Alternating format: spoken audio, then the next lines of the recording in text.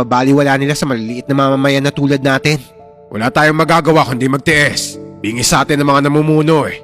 Habang nagtatrabaho sa koprahan, ay iniisip ko rin ang lahat na nangyari sa bayang to. Kung papatagalin pa kasi ang pagpatay sa barang, ay madami pa siyang mabibiktima. Kaya sinabi ko sa sarili ko na kailangan ko ng kumilos nito bago pa niya mapatay ang kamag-anak ko. Kaya ng gabing to, ay sinadya akong tumambay sa labas ng kubo ko. Nagsunog ako ng mga balat ng nyog para pantaboy sa insekto. Nakaupo lang ako sa lilim ng puno, pero pinapatalas ko ang pandinig at pakiramdam ko.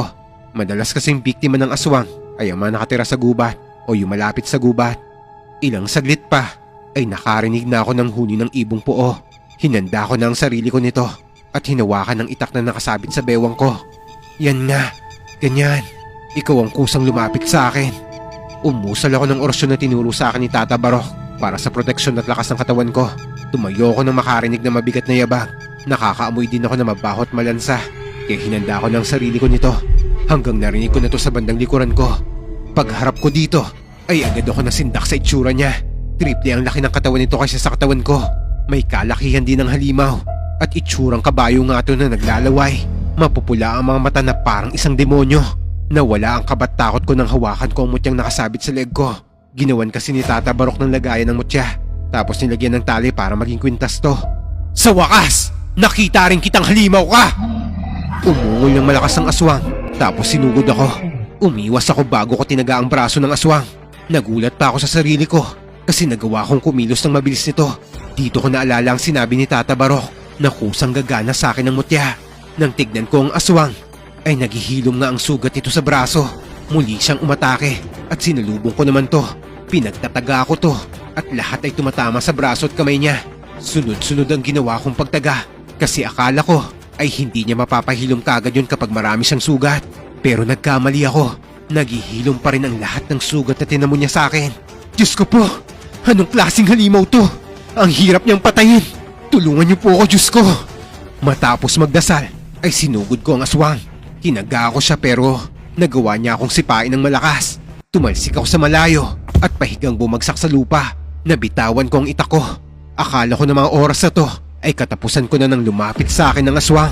Ibinuka nito ang napakalaking bibig niya. Tumulo pa ang maraming laway kaya halos masuka-suka ako sa baho ng amoy nito. Pero nagulat na lang ako nang umatungal ang aswang na parang nasasaktan. Hanggang sa narinig ko ang boses ni Bagtik. Ako ang harapin mo, aswang! Ako ang labanan mo! Halimaw ka! Bagtik! Tumakbo ka na! Hindi! Papatayin ko ang aswang na to! Hinagisa ni Bagtik ng supot na may tubig ang halimaw.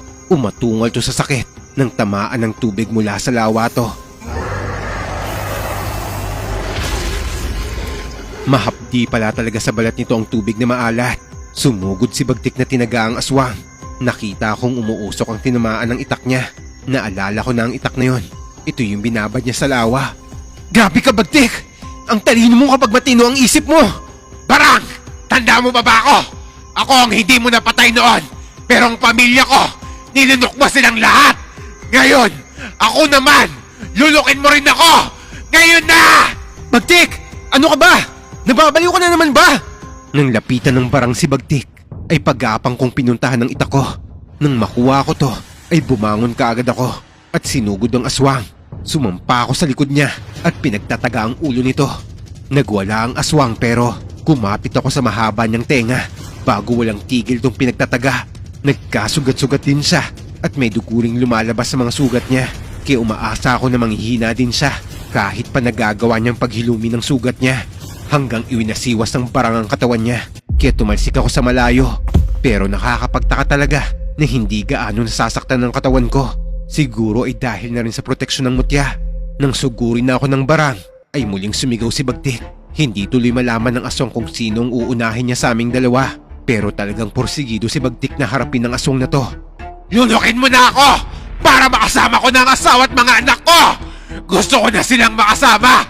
Kaya ano pang iniintay mo? Halika na! Lulukin mo ako! Bagtik! Wag! Tumakbo ka na! Takbo! Takbo na! Handa na akong mamatay at makasama ang pamilya ko! Brad! Lulukin mo na ako! Hinahamon kita! Lulukin mo na ako!